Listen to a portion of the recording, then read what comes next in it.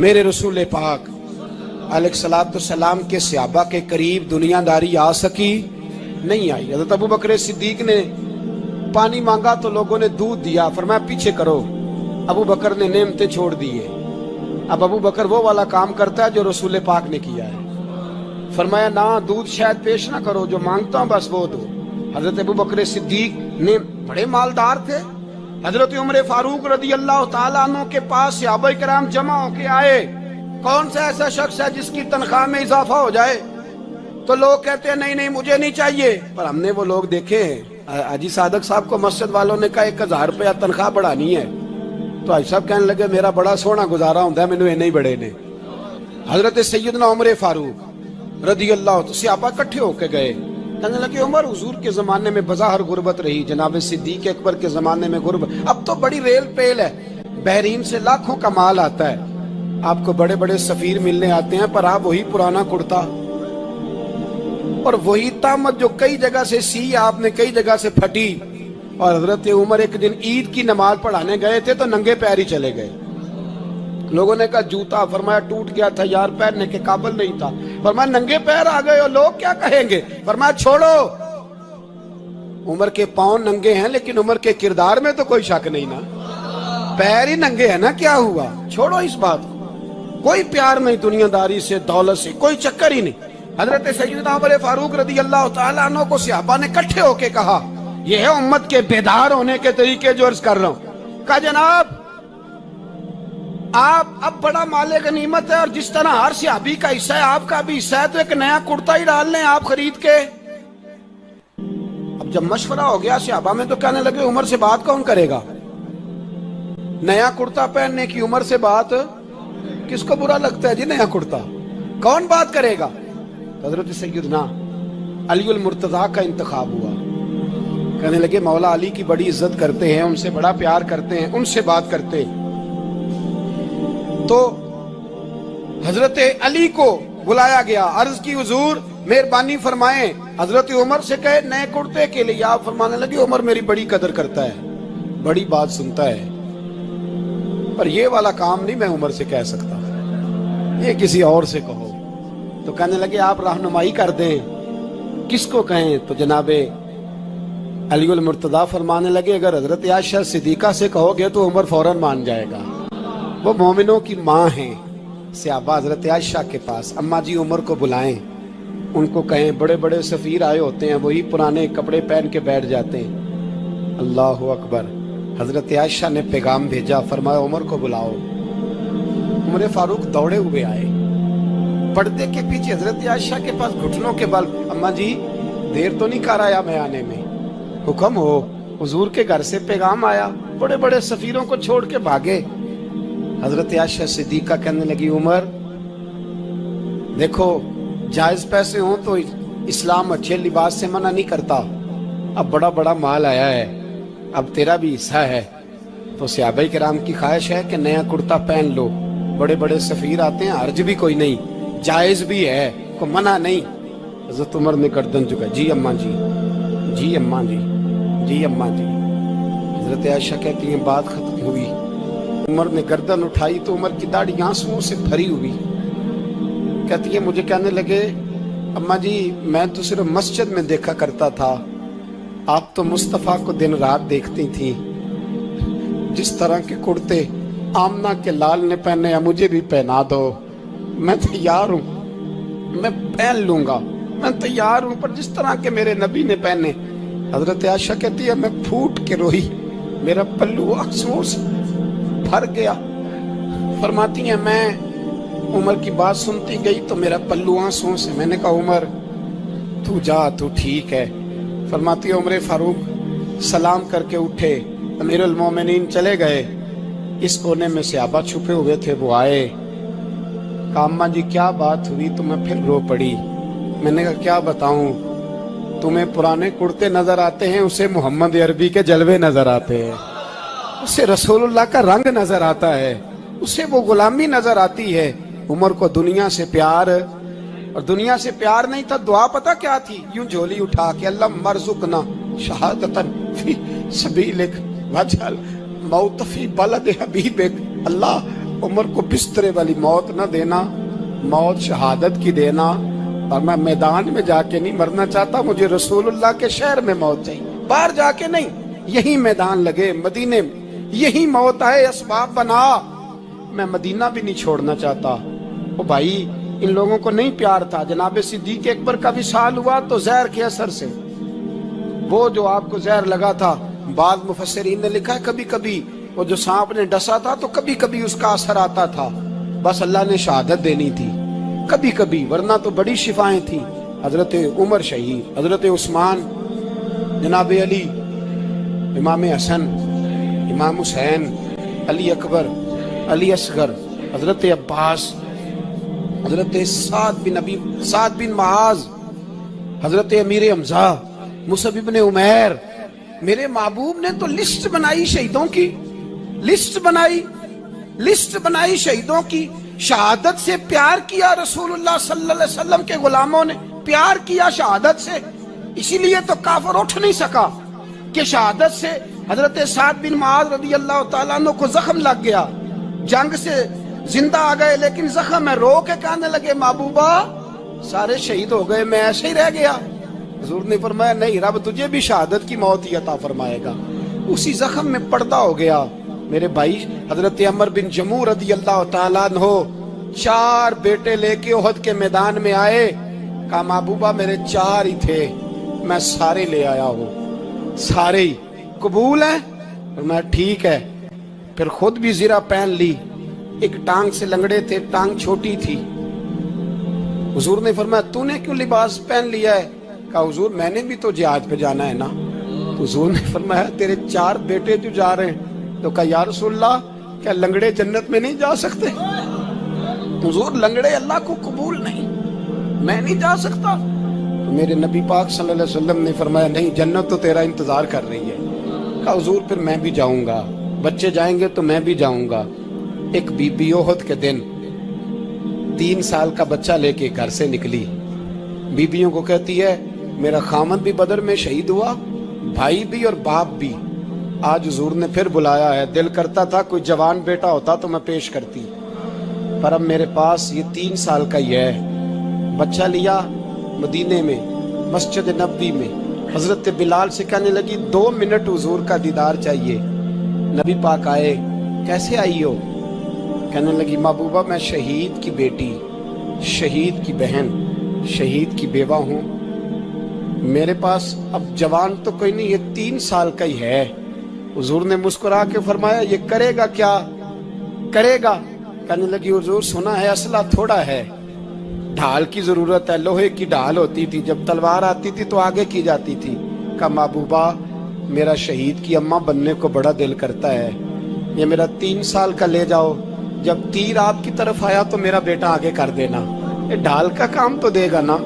हंसते हुए महबूब की आंखों में आंसू आए, बच्चे को पकड़ के सीने से लगाया, माथा चूमा, फरमाया जा तेरे साथ वादा है, कयामत के दिन तुझे शहीद की अम्मा कह के ही पुकारा जाएगा, वादा है तेरे साथ तुझे शहीद की। मेरे भाई मरने को दिल ही नहीं मुसलमान। मेरे नबी पाक सल्लल्लाहु अलैहि वसल्लम ने फरमाया जिसके दिल में कभी शहादत की आरजू पैदा नहीं हुई, उसके सीने में धड़कने वाला दिल मोमिन का है ही नहीं, वो तो मुनाफिक है। जो कभी दीन के रास्ते में शहीद होने को, मेरे भाइयों दीन को बड़ी जरूरत है, बड़ी जरूरत है, बड़ी खासान रसूल वक्त दुआ है, उम्मत पे तेरी आके अजब वक्त पड़ा है। वो दीन जो बड़ी शान से निकला था वतन से, परदेश में वो आज गरीबुल गुरबा है। फरियाद है एक कश्ती उम्मत के निगेबां, बेड़ा ये तबाही के करीब आन लगा है। और एक शायर कलम तोड़ गया, कहने लगा तुझसे फरियाद है ए गुंबद खजरा वाले, तुझसे फरियाद है ए गुंबद खजरा वाले, काबे वालों को सताते हैं कलीसा वाले। तुझसे फरियाद है ए गुंबद खजरा, अपने अंदर दीन का दर्द पैदा करो, ज़ौक़ पैदा करो। बुरजत का नहीं था, मस्जिद नबवी की चटाई थी और सारा दिन वहां बैठ के लोगों की बातें सुनते, और जब रात के अंधेरे गहरे होते عمر بھیس بدل کے مدینے کی گلیوں کا گشت کرتے. کہا تمہارے گھر سے دھواں نکل رہا ہے اور بچے رو رہے ہیں, ان کو کھانا کیوں نہیں دیتی؟ کہنے لگی عمر کی جان کو رو رہی. عمر کے پاؤں تلے سے زمین نکل گئی. کہا کیا ہوا؟ کہا 3 دن سے ہمارے ہاں کھانے کے لیے کچھ نہیں ہے. روزانہ بچے روتے ہیں اور میں ہنڈیا کے اندر پتھر ڈال کر کے نیچے سے آگ ڈالتی رہتی ہوں کہ بچے انتظار کر کر کے سو جائیں گے. کم وقت سو بھی نہیں رہے اور وہ پتھر پکیں گے بھی کیا, اور میں عمر کی جان کو رو رہی ہوں. حضرت عمر کا کلیجہ دہلنے لگا. فوراً پلٹے واپس بیت المال میں آئے, گھی کا ایک کنستر لیا, آٹے کی بوری لی, مرچ مسالہ جات بہت کچھ اٹھایا, اپنے کندھے پہ رکھا, بوری اپنی کمر پہ لا دی. عمر بیت المال سے نکلے تو آپ کے خادم اسلم نے دیکھ لیا, آگے بڑھا, کہا میرے آقا میں اٹھاتا ہوں. عمر کی آنکھوں میں آنسو ہے. کہا اسلم قیامت کے دن میرا بوجھ اٹھا لو گے؟ کہا قیامت کے دن تو اپنا اپنا بوجھ اٹھانا پڑے گا. کہا عمر کو آج اپنا ہی اٹھانے دو. حضرت عمر وہ گھی کا کنستر اور وہ آٹے کی بوری سر پہ اٹھائے ہیں اور اس خاتون کے گھر جاتے ہیں اور دستک دیتے ہیں. وہ جب دیکھتے ہیں اس کی جان میں جان آ جاتی ہے. کہا جلدی جلدی آٹا گوندو, اور عمر سبزی کاٹنے لگ جاتے ہیں. حضرت عمر رضی اللہ تعالی عنہ سبزی تیار کر دیتے, ادھر آٹا گند جاتا ہے اور پھر اوپر چولہا رکھا جاتا ہے, چولہے کے اندر آگ رکھی جاتی ہے, وہ کھانا پکانے لگتی ہے, آگ بجھتی ہے. تاریخ نے لکھا ہے آگ بجھنے لگتی ہے, عمر جھک کر کے پھونکے مارتا ہے. عمر جھک جھک کے پھونکے مارتا ہے. کھانا پک گیا اور بچوں کے سامنے کھانا رکھ دیا. بچے کھا رہے ہیں. اب بچے رو رو کے نڈال ہو چکے تھے. حضرت عمر اپنے ہاتھوں کو اور اپنے گھٹنوں کو اور اپنے پاؤں کو زمین پہ لگا کے, جس طرح بکری کا بچہ چلتا ہے ویڑے کے اندر, کبھی ادھر چلتے ہیں کبھی ادھر چلتے ہیں, تاکہ بچے مجھے دیکھ کے خوش ہوں اور دل میں کہتے عمر جتنا رلایا ہے اب اتنا ہنسانا بھی پڑے گا. تو کبھی عمر امیر المومنین, یہ میں کسی آج کے جو ہے وہ لوگوں کے ووٹوں پہ منتخب ہونے والے حکمران کی کہانی نہیں سنا رہا, میں اس عمر کی کہانی سنا رہا ہوں جو 23 لاکھ مربع میل کا حکمران ہے, آدھی دنیا کا بادشاہ ہے. حضرت عمر جو ہے جس طرح بکری کا بچہ چلتا ہے اس طرح اپنے ہاتھ اور اپنے گھٹنے زمین پہ ٹیک کر کے جو ہے وہ اس طرح چلتے ہیں. بچے عمر کو دیکھ کے مسکراتے ہیں. جب بچے مسکرانے لگے تو حضرت عمر نے اس خاتون سے کہا بڑھیا عمر کو معاف کر دے. اس نے کہا تو اتنی ہمدردی کیوں کرتا ہے؟ کہا عمر بیچارہ بڑا پھنسا ہوا ہے, فکر ہے اس کو یرموک و فسطاط و حلوان کی, جب فتح ہے مصر تو تیاری ہے ایران کی, آتے جاتے وفد سے ملاقات بھی کرتا ہوگا اور شب کو معلوم حالات بھی کرتا ہوگا. کانٹوں میں الجھی ہوئی بیچارے کی جان ہے, نیند اس کو بھی آتی ہے, آخر وہ انسان ہے, میری بہن عمر کو معاف کر دے.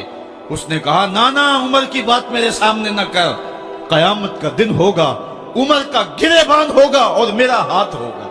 جب اس نے یہ بات کہی تو عمر برداشت نہ کر سکے, بچوں کی طرح بلک بلک کر رونے لگے. کہا وہ بد نصیب عمر تیرے سامنے ہے, آج ہی کہلا جو کہنا ہے, قیامت کے دن مجھے معاف رکھنا. اس نے کہا تو عمر ہے؟ کہا بد نصیب عمر تیرے سامنے کھڑا ہوں.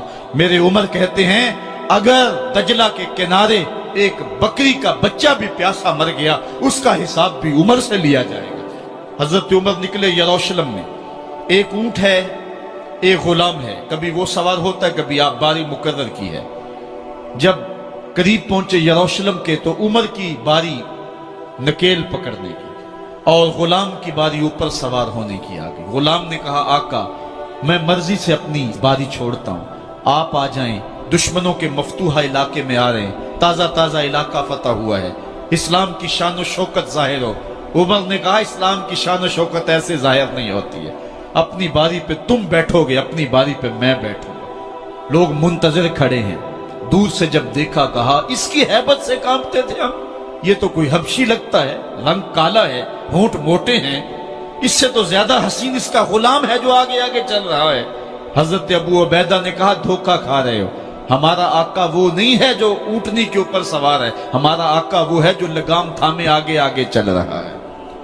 حضرت عمر رضی اللہ تعالیٰ عنہ کو آگے بڑھ کے جابیہ کے مقام پہ حضرت ابو عبیدہ بن جراح نے استقبال کیا تو حضرت عمر آگے بڑھے اور انہوں نے آگے بڑھ کر کے حضرت ابو عبیدہ کے دونوں کندھوں پہ ہاتھ رکھا اور سنو حضرت عمر نے کیا کہا لا الہ الا اللہ انا کنا اذل قوم فاعزنا اللہ بالاسلام.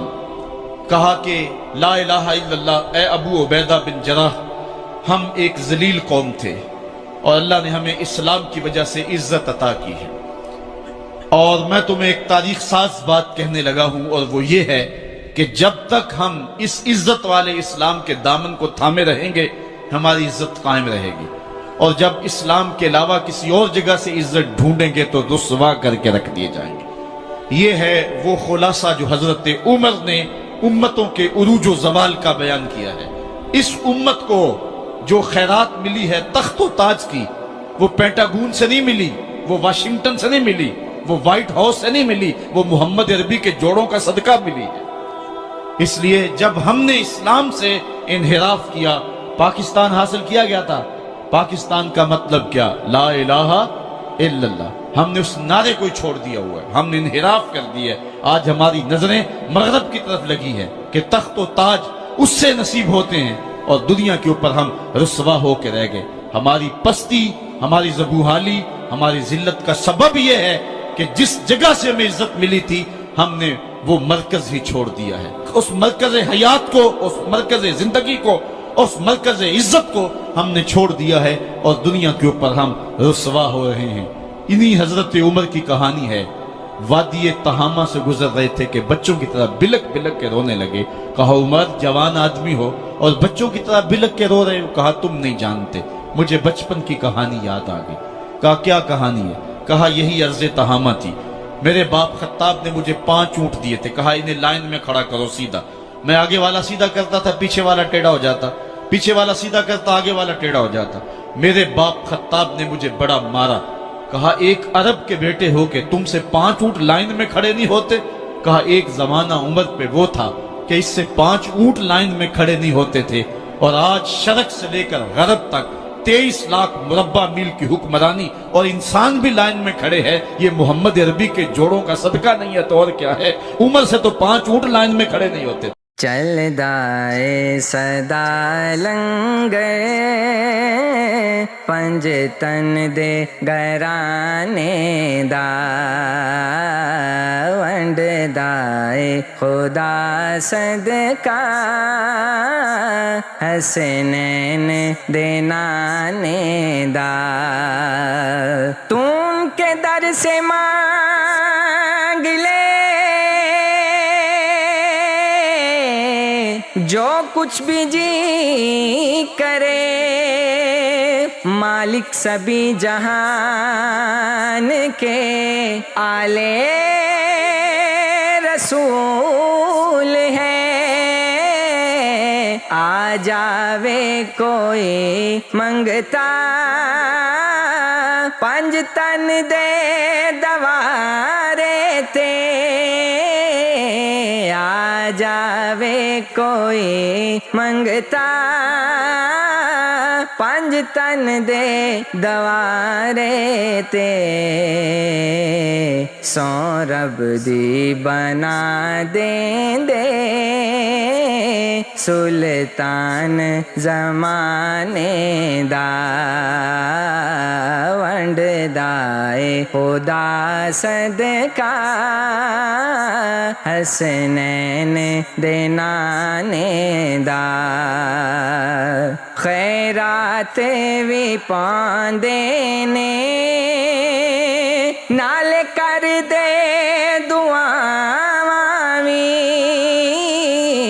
خیرات وی پاندے نے بے دم یہی تو پانچ ہے مقصود کائنات. خیر النساء حسین حسن مصطفیٰ علی، خیرات وی پاندے نے نال کر دے دعاواں وے خالی نہ روے دامن کسے اپنے بیگانے دا